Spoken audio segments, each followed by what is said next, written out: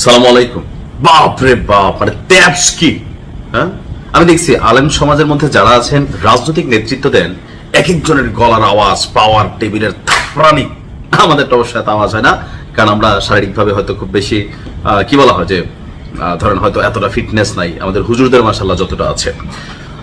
তো গেল 2 থেকে 3 দিন যাবৎ সারা বাংলাদেশে বিএনপি নেতাকে ধমক দিয়া হালকা আমার ধারণা ধরেন মানে কি বলা হয় যে গ্রামের ভাষায় যে মোতাই ফেলার অবস্থা হয়েছিল, যে নবনির্বাচিত একজন, এই 2026-এর সংসদে নবনির্বাচিত একজন এমপি, যাকে আমরা হানজালা হিসাবে চিনি, যাকে চিড়িয়াখানায় রাখার প্রস্তাব দিয়েছে আবার রাশেদ খানও আবার চিড়িয়াখানায় রাখার প্রস্তাব দিয়েছে হানজালা।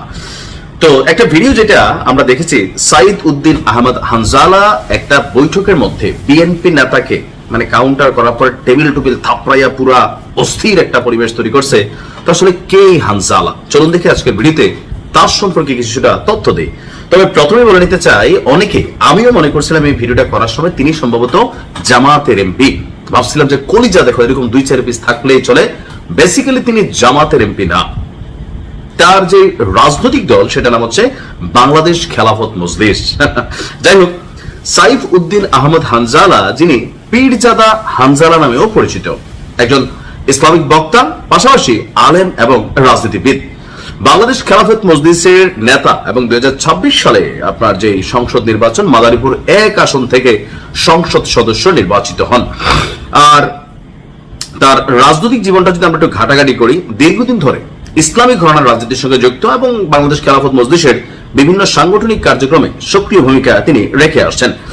আর রিকশা প্রতীক নিয়ে মাদারীপুর 1 শিবচর আসন থেকে তিনি নির্বাচন করেছিলেন, আর নির্বাচনে খুবই অল্প ভোটের ব্যবধানে তিনি বিজয়ী হয়েছেন। 64,909টি ভোট তিনি পেয়েছেন। তো জামাতের সাথে তার কোনো রাজনৈতিক সম্পর্ক নেই। বেসিক্যালি এই যে 2026 সালে জামাতের যে ইসলামিক জোট ছিল, সেই জোটে বাংলাদেশ খেলাফত মজলিস থেকে যে নির্বাচন হয়েছে সেখান থেকেই আসলে কানেক্টেড। এখন এই যে ভিডিওটা আমরা ধরেন কি বলা হয় যে খুব বেশি আলোচনা করছি, এটা কি গত 2-1 দিনের কোনো ভিডিও না।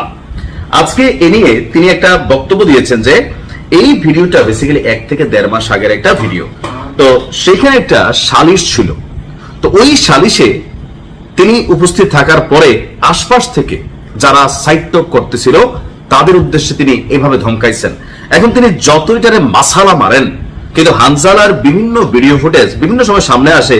তো আসলে ইসলামিক যেই মানুষের মধ্যে যে একটা ধারণা, বা যে ইসলামের শাসনে দেশে আমাদের দরকার, বা এরকম ইসলামিক যারা আছেন স্কলার, তারা যদি রাজনৈতিক ক্ষমতা যায় দেশটা মনে হয় একদম উল্টায় যাবে। কিন্তু হানজালাকে দেখে একটা জিনিস তো বাস্তব, যে ক্ষমতার যে লাড়াটা, অর্থাৎ পাওয়ারের যে ব্যালেন্সটা চেয়ারে মাননীয় আমাদের এমপি সাহেব, তিনি এই লাড়াটা আসলে সহ্য করতে পারতেছেন না। দেখেন, বিএনপির একজন নেতা, তিনি যেই মাপেরই হন, একটা সালিশি বৈঠক, বাকস্বাধীনতা তিনি বলছিলেন যে তিনি বিশ্বাসও করেন। তো পাশের থেকে, এটা তো ভাই বাংলাদেশের সমাজ ব্যবস্থার সিস্টেম। আরে আদালতের মধ্যে তো ভাই জজ সাহেব কথা বলার সময় 2 উকিল আদালতের রুমের মধ্যে ক্যাওস তৈরি হয়। সংসদে প্রধানমন্ত্রী কথা বলার সময় বিরোধী দল ক্যাওস ক্রিয়েট করে, ওয়াক আউট হয়। সেখানে আপনি কোন এমপি ভাই হানজালা ভাই, যে আপনি কথা বলার সময় সেখানে কেউ কথা বলতে পারবে না? আর আপনি যেভাবে টেবিল কাঁপড়াইতেছিলেন, যেভাবে কাঁপড়াইতেছিলেন, মানে মনে হচ্ছিল বিএনপির সেই নেতা কথা বলে অন্যায় করছে।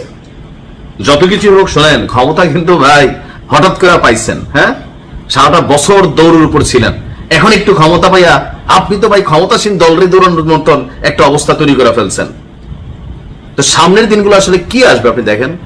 আপনাদের আচার আচরণ মাঝে মাঝে এতটা অধ্যত্বপূর্ণ হচ্ছে যে মানুষের অনেকের মধ্যে চিন্তা হচ্ছে যে আসলে বাংলাদেশে যে মানুষ মনে করে কলেমার পতাকা একদিন উঠবে, এই দেশে কলেমার পতাকা যাদের হাতে পড়বে, কেউ 501 নাম্বারকে নিয়ে বিজয় করবে, কিন্তু সিস্টেমটা কি সেটাই জানলাম না।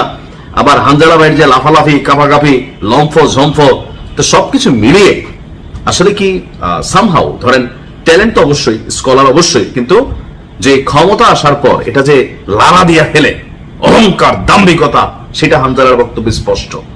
আমার মনে হচ্ছে উনি এটার ব্যাখ্যা যেভাবে দিচ্ছেন, এর পাশাপাশি সরি বলা উচিত ছিল। ভালো থাকুন, আসসালামু আলাইকুম।